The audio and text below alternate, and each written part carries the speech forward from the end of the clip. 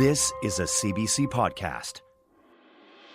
Want a weekly roundup of the best CBC radio programming? Subscribe to the CBC Radio 1 newsletter. Get a digest of the week's top stories, read in-depth articles, listen to interviews and documentaries, and get the lowdown on upcoming stories from CBC Radio 1 that you need to hear. To subscribe, go to cbc.ca/radio and look for the subscribe button. The CBC Radio 1 newsletter. Be informed.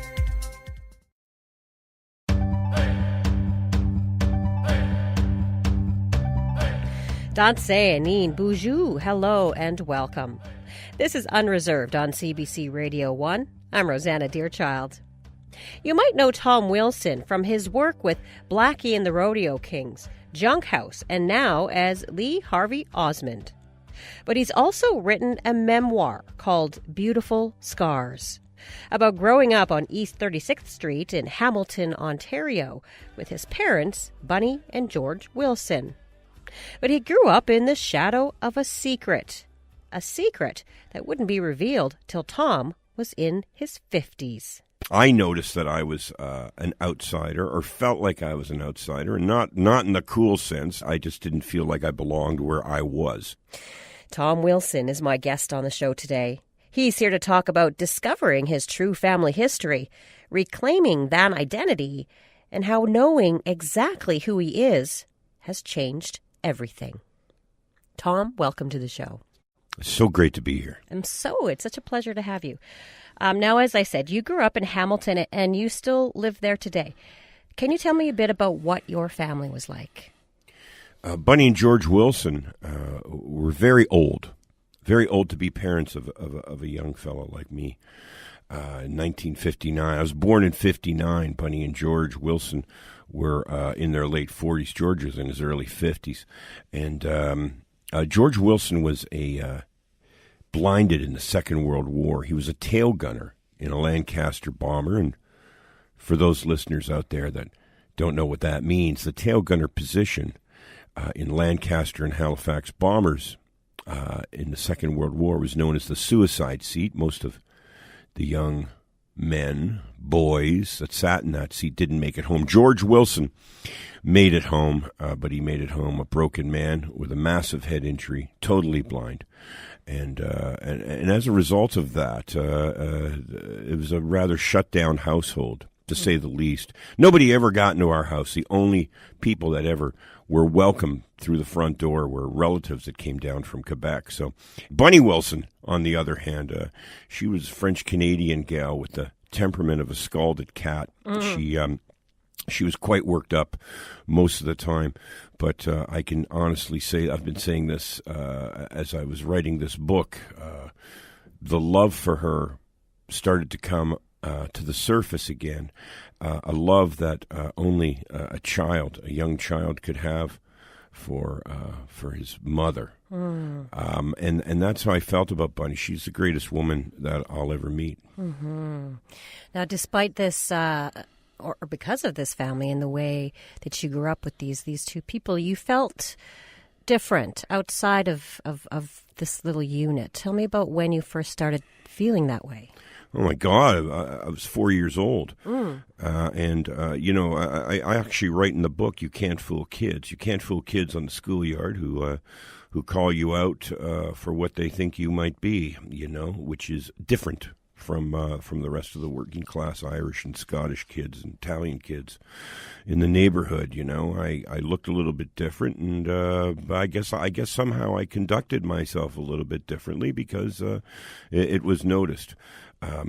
I noticed that I was an outsider, or felt like I was an outsider, and not in the cool sense, not like some kind of James Dean or some kind of movie star or something kind of cool outsider. I felt like that I just didn't feel like I belonged where I was, and I asked Bunny Wilson about that, and she shut me down immediately. She said that how can you ask a question like that after your father has lost his eyesight for you in the Second World War, wow. Which is heavy. She also said, there's secrets about you that I will take to my grave. And then she'd spin around on one foot and head back to the kitchen and continue doing the dishes. I remember this distinctly, and I was reminded of this later on. Actually, in the last couple of years, I was reminded by some witnesses of this. So that's how I was shut down. So what that does to people as individuals, to children, is the amount of self-doubt and your lack of faith in your own instincts is something that you carry for the rest of your life. And therefore, you are always wandering a bit of a different path than the rest of the people around you. Yeah. This secret is something that you carried around and sort of didn't really want to look at and take out and examine until you were much older. And you write about this in the book, that there are really two profound moments that I'm thinking about that you write about. The first takes place in a doctor's office when you're with Bunny and you're in your 30s. Oh, yeah. What did you find out at that appointment? Oh, at that appointment, she was going in for a hysterectomy. She had cancer at the time. We were up at the Henderson Hospital on Concession Street on the mountain, and I was driving her to her appointments, and she was with the doctor. And the doctor, for her, was basically the hand of God. Policemen, soldiers, doctors, politicians. It was an era of people that really believed in authority figures, and doctors were included in those authority figures for Bunny Wilson especially. And he was asking her questions, many questions, just getting a lifetime of health information off of a Q&A from her. And he said to her, well, have you ever given birth? Have you ever had children? And she says, oh, no, doctor. I've never given birth. I've never had a child. And I was sitting right in the room with them. And I said, Mom, wait a minute, Mom. And she says, shh. Can't you see I'm talking to the doctor right now, Tommy? Be quiet. So I was shut down again. But that was probably the last time that I remember being shut down. I also asked, I asked the same question, how come I don't look like you? How come I'm so much bigger than you? Am I adopted? When I was 14, I came out and asked, and Bunny met me with the same response as she did when I was 4 years old. Mm-hmm. And then this sort of secrets, as secrets do, they leak out a little bit at a time, but it would be more than 2 decades later when you were 53 that something else happened that changed everything for you. 6 years ago, I was going out on a speaking tour, and they'd given me a handler, somebody to basically get me to the airport, get me to my hotel, get me to the gig. And she was out front in a limousine out in front of my house, and I took my bags, I walked out. I got into the back of the limousine. She goes, oh, I'm so excited. I'm a big fan of yours. We're going to Regina and Winnipeg. And I said, that all sounds great. And she goes, you don't know this, but your family and my family, we're friends. And I explained to her what I just explained to our listeners here today, is that Bunny and George Wilson were really old and George was blind, and that they didn't have any friends in Hamilton. The only people that ever got into the house were relatives from Quebec. And she goes, oh, no. My grandmother was friends with Bunny Wilson. Her name was Mary Brennan. And I remembered that name. I was 53 years old. I hadn't heard that name in 49, 50 years, okay? And I have to say, as I've said many times, my heart broke open because I didn't think that Bunny had any friends. And here she had a companion. Here she had someone to talk to that I only remembered now after all this time. And I said, oh, my God, I remember your grandmother. Yes, this is fantastic. She goes, yes, in fact, my grandmother and Bunny were so close that she was there the day you were adopted. And I said, what? I'd never heard the words come from a stranger or anybody else. In that moment, everything changed for me. Right now, I'm celebrating my 20th year of being clean and sober. At that time, so I was 14 years clean and sober at that time, let's just say. And I was grounded. I had the love of my children. I had the love of my grandchildren. I knew how I represented myself and what I meant to the people that I loved around me. So both my feet were pretty firm on the ground. You know what I mean? Yeah. But I was able to take this, let's just say, in stride, and it was the beginning for me. At that moment, I swear to God, I thought this is the beginning of a journey. I felt like this is the first step of a journey that's going to go for the rest of my life, and that's exactly what it's been. It's was just like a voice was saying, "I told you so." Mm-hmm. It was like that instinct, that natural instinct that got shut down so many times by Bunny. Okay, so what happened next after you got out of that limousine? What happened next? Well, I couldn't stop talking about it because, let's just start with that.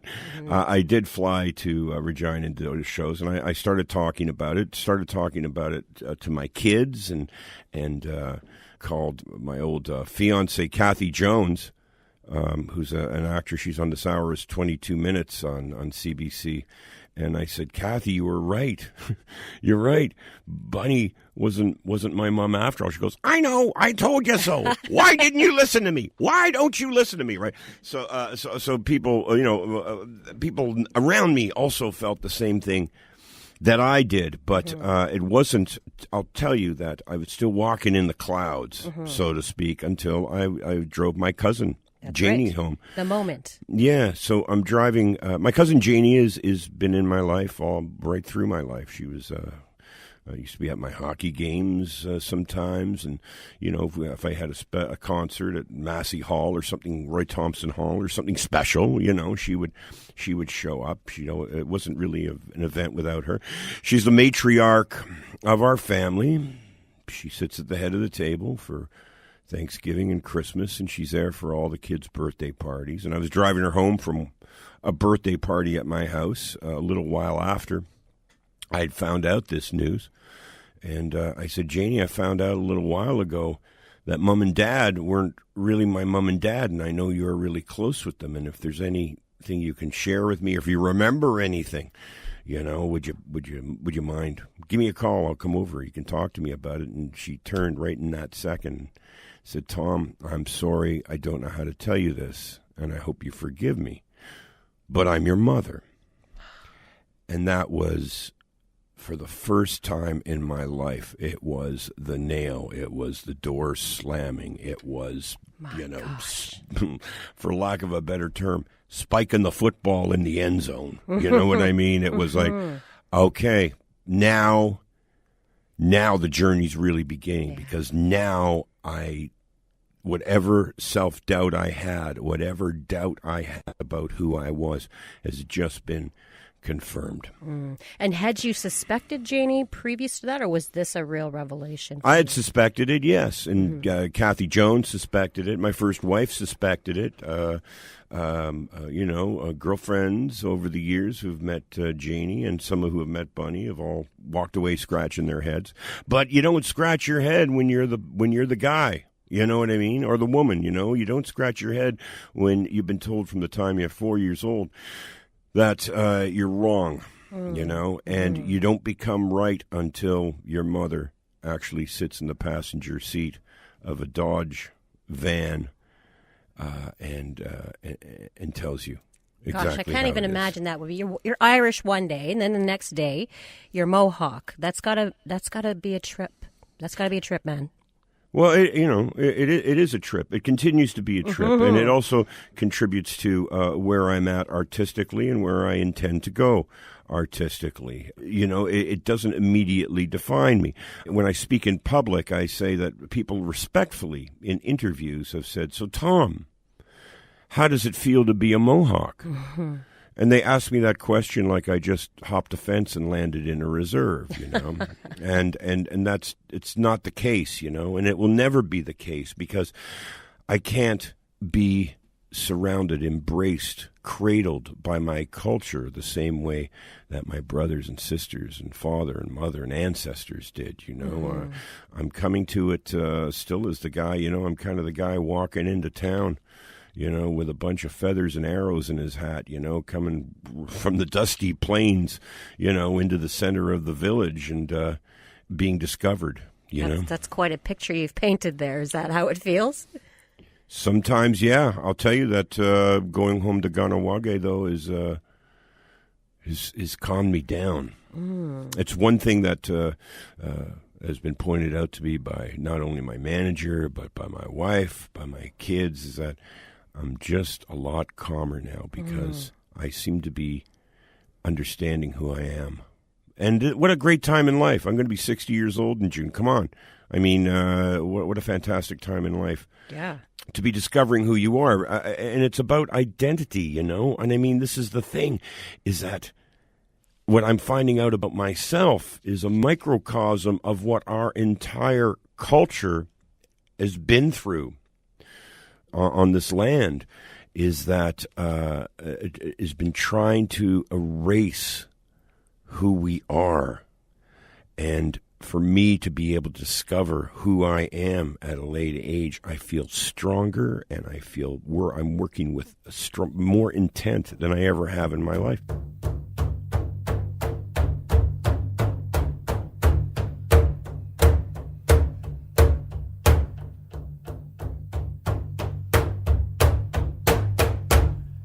This is Unreserved on CBC Radio 1, Sirius XM 169, and Native Voice 1. I'm Rosanna Deerchild, in an extended conversation with singer-songwriter, artist, and writer Tom Wilson.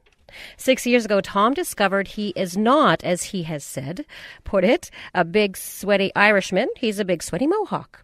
And he wrote about discovering this family secret in his memoir, Beautiful Scars, Steeltown Secrets, Mohawk Skywalkers, and The Road Home. Tom, we talked a little bit about this before the song, how the Mohawk community has embraced you and reacted. Tell me a little bit about how that relationship building is going. Well, first of all, I have to be very clear that I have never felt more welcome by any community, organization, culture, group of people than I have by the Indigenous community. And the Indigenous community, unlike other experiences that I've had, does not make me jump through fiery hoops to prove myself. The fact that I'm born into this culture is enough for this culture to embrace me. That doesn't mean that it doesn't come without criticism or that my work won't be criticized. I don't expect that everything I do is holiness, but I do feel a confidence of being part of this culture. I've been asked to be a part of Indigenous Days. I mean, these are things that I have to tell you as a 60-year-old man. I joke that as 60 years old, I lose so much testosterone every day that I cry regularly. But being asked to be part of Indigenous Days in Ottawa, being asked to be part of the Indigenous Music Awards this year, going to the Longhouse for the very first time in Ganawagi. These are things that are very deeply moving to me. They mean a lot to me because I've waited in a lifetime to be able to stand up and be a Mohawk. And so now it's my job to give that honor and respect and the love that it deserves. I have to tell you that when I went to the Longhouse with my sister in January to welcome the year, the ceremony in the Longhouse, I actually don't know if I'm allowed to say this, but I will. The ceremony that was going on in the Longhouse was turning over the ashes from the fires inside there to turn over the old ashes of the past year and welcome the new embers of the new year. It's beautiful, beautiful thought. And I was in line, 60 years old. There was a man, woman, probably 80 behind me. And in front of me was a mother with her 2-year-old daughter. She had the paddle in her hand and was turning over the ashes, because if you're old enough to be able to hold the paddle and walk up to the fire, then that's all it takes. You're born into this culture. You don't have to. It's not like going to, not like growing up in Catholic church, or anything like that, where you have to earn your first communion and where you have to, prove that you're, worthy or pure or trying to be pure, or that you're not as evil as God thinks you are, to be able to do something. In the Longhouse, you were just able, you're born into it. Can you hold the paddle? Yes, you can hold the paddle. Yes, you can be a part of this ceremony because you are a Mohawk. And, man, isn't that refreshing? Isn't that like, I mean, we're talking about one of the only places to me that I know of on the planet where that is what your credentials have to be, is that you're just born into it. And your family is from Ganawage, both your parents. Both sides, yeah. And you've gone home there, as you talk about in the book and in the song. You met your family, which was your sisters, which was a revelation in itself as to how you found your way back there. Oh my God, it's just dumb luck, really. I went on a website called 23andMe because I knew who my mother was, but I didn't know who my father was. And I went on there because I didn't know if I was susceptible to Alzheimer's or strokes, which is, by the way, I had a stroke in November, so I am susceptible to strokes, if you're wondering. If I was possible diabetes or leukemia. I wanted to know about this, and 23andMe seemed to be a website that could do that. You don't really go on there to find relatives. Let's just say that, okay? And I was on there, and you find a lot of seventh cousins, sixth cousins, people that, could be anybody walking on the street. But I suddenly got a little email through 23andMe from a woman in Montreal. She said, "Hello, my name is Tracy. I'm looking for my grandfather. You and I share 27% DNA. I think that you're my grandfather." And I said, well, I wrote back to her. I said, yeah, you know what? I said, I'm like 50 at the time, I guess 55 years old. I said, my grandsons are really young, and I'm not your grandfather, but good luck with your search. And I wrote back to her respectfully. And she wrote back to me in a flash, and she goes, you might not be my grandfather, but we do share 27% DNA. That makes you my half-brother. And that led me to my brothers and sisters from my father, Louis Beauvais. And that was completely dumb luck. It's a shot in the dark. It's 1 in a million. It's all those things that you wouldn't throw, you wouldn't throw $5 on a bet on that. Mm-hmm. Well, they say that the ancestors always lead you home. I gotta believe it. Yeah. I mean, why not believe it? Why not believe it? And I believe that I'm still being led. I'm still being guided. Yeah. You mentioned earlier that that your art bumps up against each other and feeds off each other, and in fact, it's this revealing is showing up in all kinds of ways. How have you embraced your Mohawk culture and entwined it with your art? It's just so much more directed now. I mean, the music that I write. I got home yesterday from Nashville, making a record with Blackie and the Rodeo Kings, and little bits and pieces of my culture and a little bits and pieces of the story that I am understanding, the loving, beautiful hearts that live under the Mercier Bridge, on the shores of the St. Lawrence Seaway in Ganawage, I mean, those are worth mentioning at all times, but definitely in my creative world that I have got to be inclusive of my Mohawk culture. And as a result, I just feel it. I swear I feel myself getting stronger and stronger, and I feel my writing taking on a meaning that it obviously has never had before. And I mean, art without purpose is interesting, to say the least. But art with purpose for the artist, that is an achievement, and it's not something I'm going to let go of or lose sight of. So, in my visual art, I've been telling the story of Mohawk warriors and hunters and chiefs, and stories from the reserve. Stories from my book are included in my paintings. It's an exhibit with the title "Beautiful Scars." It's traveling Canada over the next couple years, different galleries, and I'm so proud of that I can like send an art exhibit with the name Ganawake written, across the windshields, what I mean, of Canada. That's an important thing for me to do, because my art has always been. It always looked like, people said, that looks like indigenous art. My daughter used to say, yeah, you know what, that looks like the Iroquois false faces, Dad.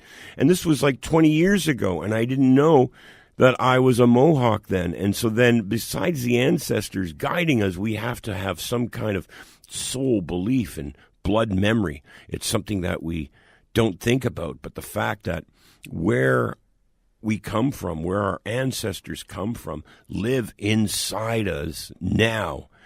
We just have to recognize it. It comes out in different ways. You know what? I can't play lacrosse like my brothers, that's for sure, you know.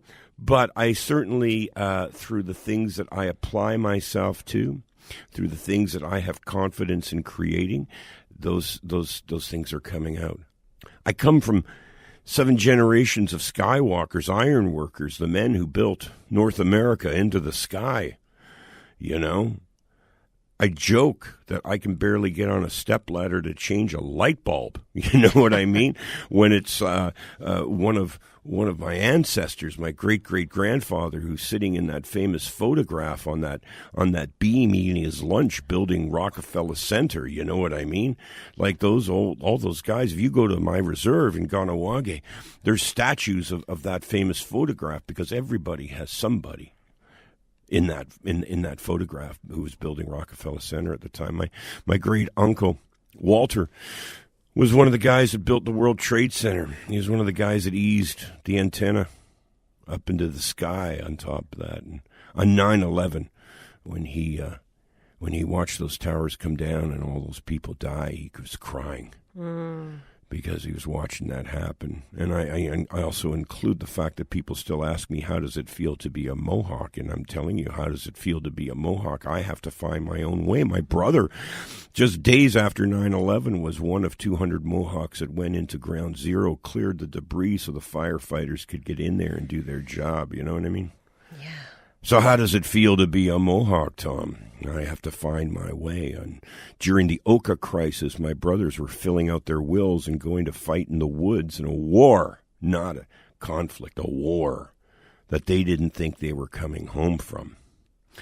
I was at home in Hamilton watching it on TV and reading about it in the news, and my blood was boiling. But they were throwing their lives on the line for what they believed in. So, Tom, how does it feel to be a Mohawk? I've got a lot of art to create. I've got more books to write and more songs to perform to get where they are. So many incredible stories that you are carrying inside you from your ancestors, from your family, still to put out in the world. Why did you want to share your personal story in a memoir? Well, I mean, I joked that I went on Definitely Not the Opera and told the story. And it was a family secret. And that was kind of like the first, oh boy, that was a big step, saying it on CBC radio. It was one that I didn't think twice about, let me say that. But Penguin Random House asked me if I ever thought about writing a book. And I said, hell no, that sounds like way too much work. What are you talking about? So when I thought about it, I thought that this is a story. I didn't think about how it would come out the other end. I didn't think about what effect it would have on people. I didn't even think that anybody would buy it. As a result, it became a bestseller.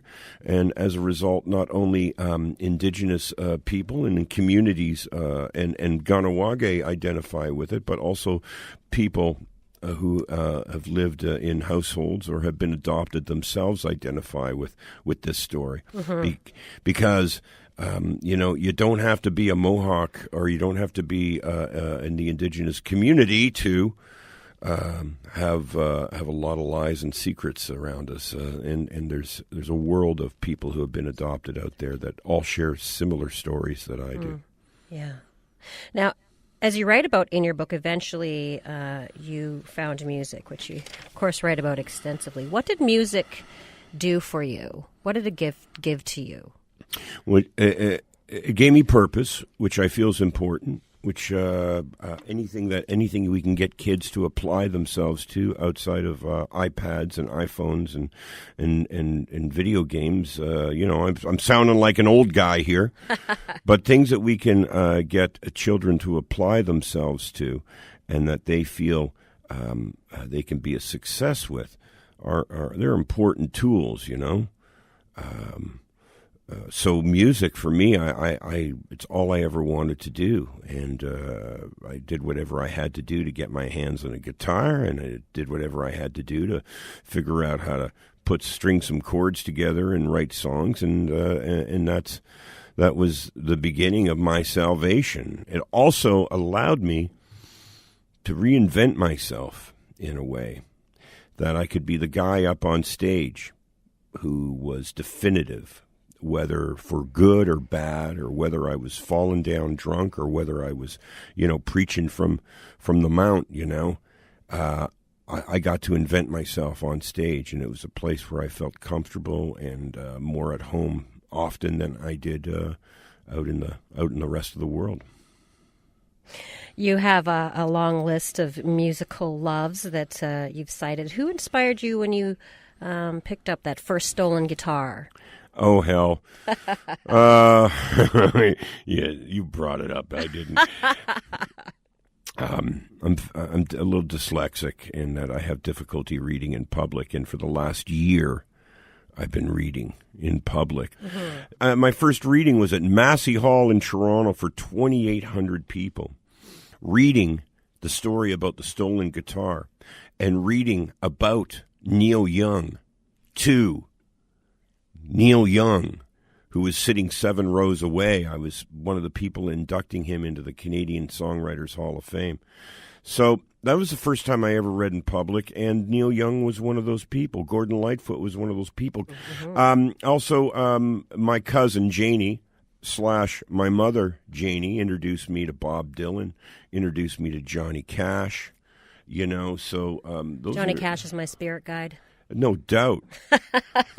No doubt, baby.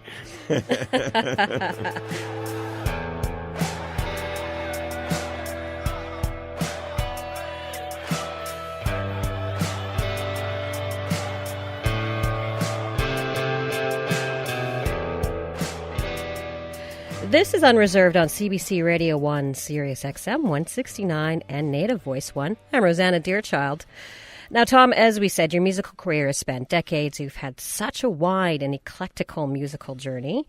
But, when you first started out, a little disastrous. You played in a little band that perhaps is not on the list, Serenity. Oh, geez. Tell me a little bit about your early experiences with this. Well, we were horrible. I was embarrassed to be in that band. We covered, I was into, like I said, Johnny Cash and Neil Young and Bob Dylan and Gordon Lightfoot, and they were playing like songs by America and I don't know, whoever had an acoustic guitar on AM radio at the time, and they wore like double knits and polyester and leisure suits, and it was like, what the hell has happened to my life? I was only 15 years old, and my life was already over. My God. Oh, and these guys were older than me, right? And you know what? God rest one of their souls, and the other one, I don't know where he is. But let's just say, you know what? Now that I'm on with you, dear child, I'm going to say that the ancestors pulled me out of most of the ruts that I got into and most of the trouble. And I'm also going to state that I once saw a spiritualist who said that there was a giant bear behind me protecting me at all times. And I have to tell you that I believe that bear was my father, who died in 1991. And I believe that bear has saved me many, many times, has saved me from overdoses, and has saved me from rehab, and has saved me from situations that I'm not going to talk about on radio, but it's like I have been protected, and I still feel protected. In fact, as I say, I feel stronger than I ever have. So Serenity, I was able to get off topic from Serenity pretty good, I think. That was good. Good segue. Yeah. The ancestors in that bear certainly had a lot of work ahead of them. Eventually, you did find success in the music biz, but it didn't come fast and it didn't come easy. Was there ever a time when you just wanted to give up and go home? Well, yeah, I did. I mean, I never really got. I never got too far out of Hamilton. You know, I played in bands during the punk era.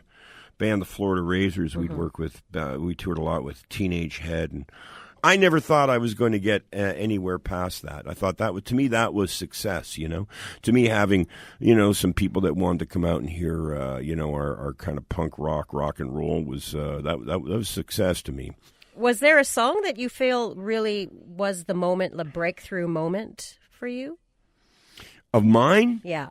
Yeah, it was a song called Out of My Head by Junkhouse. And, I was like 33 when I signed my first big record deal. And, a record company that wanted to spend $1 million on us, promoting us. I thought, well, even if I blow this, I'll still have some kind of career, there'll be enough money spent and reach enough people that I'll be able to keep on playing, which is really all I wanted to do, was just keep on trying to make art, But Out of My Head changed everything. It went from I went from the 401. All of a sudden, I was playing castles. Literally, I'm not making this up. Castles in Scotland with like Oasis and Jeff Buckley, and being flown all over the world, and waking up in hotels and turning on my TV, in Belgium or Holland or France or Germany, and there I was on MTV, and it was like, the money wasn't rolling in because money never rolls in. But you know what? All of a sudden, all those things that I thought I never dared dream happen in my life happened in my life, and Out of My Head kind of was the start of all that. What does it feel like now to hear that song or Good. play it? Does it feel good? Well, I don't play it very much. I keep trying to move forward. I keep trying to play songs that I'm writing now, Yeah. But if you offer me enough money, I'll play you that song. How's that? I got $5 in my pocket. How about? Yeah, you're gonna have to do better than that. You know what? I thought that was a great song, and it also represented, for me, it still represents. It represents the minimalist approach that I take to art and to music and to writing. Is that it's easy to understand. It's two chords. The whole song is two chords, so you can't really go wrong, and you can't forget the route. Yeah. So despite the challenges, you went on to become a very successful musician, several different groups, toured all over the place. But with the success also came the battles and the demons. What happened? Yeah, well, as I go back to one of my, I don't know where it was in this interview, but some little speech about identity, the importance of identity, that we don't have anything to offer the world or ourselves without identity. And I'm going to not blame not knowing my identity or my lack of understanding about myself. I'm not going to blame my addictions and all the sex and all the foolishness that went on in that time in my life. I'm not going to blame it on anything but myself, okay? But I do have to say that the foundation of who I am was not in place at that time. When did it all come crashing down? 1999, right after a tour. Geez, I might have been out with Jan Arden or Chantal Crevier. I was doing these nice theaters. I was touring. And I came home, and my first wife kind of confiscated my phone. And a lot of phone numbers came up that didn't belong on my phone. And she called me out. She called me out to my record company. I'd had a bit of a taste for heroin and cocaine and alcohol, and I thought that really I should be ending up like Hank Williams, dead in the back of a car, and I think that's where I was heading to. I spent a lot of nights sleeping in cars, even when I was, all over TV and getting gold records and Junos and all that kind of crap. I was still living a little bit down and out, off and on, and that's kind of the life what I thought I deserved, because I didn't think I deserved any better. And like I say, that's way in the past. I don't mind talking about it, but I don't think I even know that guy anymore. What changed? What changed inside of you that made you think, okay, I have to stop this? Love. The love that I was receiving, the love that I wasn't able to give back. And not to paraphrase myself here, but the breathing, the 60 to 90 years of breathing that we get to able to heal ourselves and to heal the world around us. I wasn't capable of that at that time. And I'd like to think that I'm at least on the road to becoming capable of that. You've been sober now for 20 plus years? I'm into 20 years. 20 years. 20 years. It'll be 20 years this year. Amazing. Yeah, man. Yeah. And so now you've written a book, you've made music about your experience, you speak all over the world about your life. Who would you say is Tom Wilson today? Well, I'm still a high wire act, but, they've managed to lower the wire closer to the ground for me. Tom, thank you for being here to share your beautiful scars with us. It's nothing but a pleasure and honor to be on this show with you today, and that is the truth. We listen to you at home, and now I can listen to myself at home. Well, welcome to the family. I'm happy to be your favorite cousin. Thank you. Tom Wilson is a musician, a songwriter, an artist, and he is Mohawk. That's it for this week's episode of Unreserved. We'll be back in this radio space next week for more community, culture, and conversation. This episode was produced by Stephanie Cram, Kyle Musica, Zoe Tennant, and Anna Lazowski. If you want to get in touch with us, you can email us at unreserved@cbc.ca or find us on Facebook and Twitter. I'm your favorite cousin, Rosanna Deerchild, coming at you from Winnipeg in Treaty 1 territory. Thank you for listening to Unreserved on CBC Radio 1. I go say.